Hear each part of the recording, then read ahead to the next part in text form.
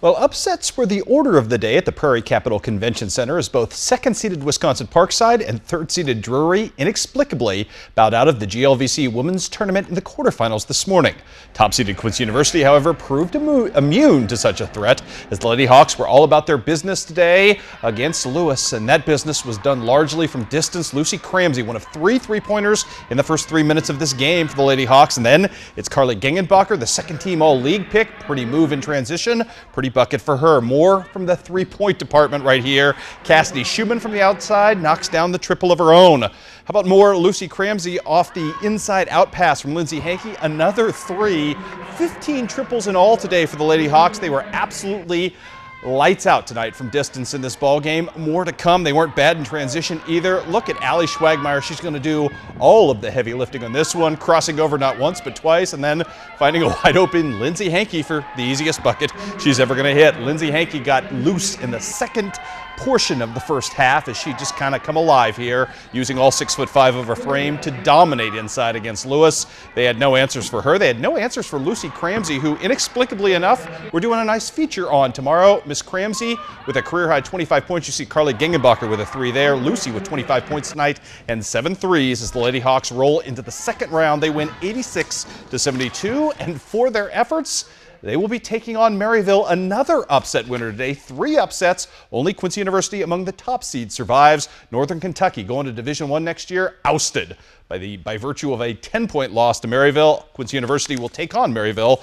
on Saturday at 2:30. Also in college basketball, Culver Stockton season comes to an end as they lose in the HAC tournament to Avila. Better news for HLG, a winner today on the road over Harris Stowe. Jason Durst's team moves on to take on Missouri Baptist coming up on Sunday at, I believe, 4 o'clock. Let's do some high school action today. Marion County playing for a District 11 championship against Bevier.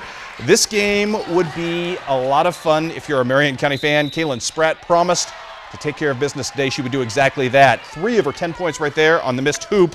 Right here, it is Dominica Procup with a nice bucket for Bevier at the other end. She was about the lone story for her team.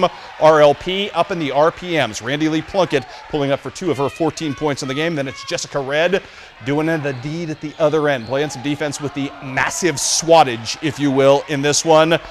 Dominica Procup still trying to keep her team alive. She would struggle to no avail in this one. More Randy Lee Plunkett as she extends her team's lead out to 27-4 at this point. More to come from Miss Jessica Red as well. She would clean up 2 of her game-high 23 points in the night. Marion County all about its business and taking care of business in a very impressive fashion tonight as Marion County rolls on. The defending state champs win 68-46. Up next for them, the winner of the Meadville-Macon County game on Tuesday at Truman State. That game set for 6 o'clock. No winner yet posted on the Misha website. How about another girls' score? Scotland County's fine season comes to an end at the hands of Milan. 38-31 is your final there. Canton taking on Putnam County. Brandon Bearhorst doing nice work coming around the horn here, getting a little scoop shot to fall. Putnam County trying to answer in what turned out to be a very high-scoring game in this one. Justin Fox with a nice take for the Midgets. Answering back from the top of the key, Garrett Serban, who had a triple right there. Dion Hunt answering back. It was this kind of game, back and forth throughout. Putnam County trying to make a run at Canton. Too much Tyler Neiman and company. Neiman with 15 points on the night. Big night as well for Gabe McKenzie, who had 27. Canton gets the win and advances to the championship game with a 90-81 victory. Also winning today, Louisiana knocking off Clopton. Up next for the Bulldogs on Saturday, a showdown with Silex for a district championship there. Clark County tonight trying to pull the upset against 2-seed South Shelby. Great work on the interior right here by Luke Ross. Actually, that's Kyle Kovar to start you off with a great take along the baseline. I mentioned Luke Ross. He was good as well, taking the touchdown pass right there from Chase Bevins. At this point, Clark County trailing, however, as Hadley Roberts and South Shelby would build as much as a 13-point lead in this ball game, only to see Clark County come all the way back down the stretch, pull off the upset, and grab the victory tonight. Clark County going to the district championship game in upset fashion. 48-45 was your final. For their efforts, the Clark County Indians will be taking on, no surprise here, Ellsbury. Matt Losing and company dominant tonight. Losing with 21 points. The All-Stater looking every bit of that. Scott Krager, none too shabby either right here, knocking down 3 of his 12 points on the night. Ellsbury wins and leaves no doubt about it. So Ellsbury, I should say, and Clark County going at it Saturday coming up at Highland, which should be a fun game to watch. Ellsbury's a treat if you haven't had a chance to see them yet.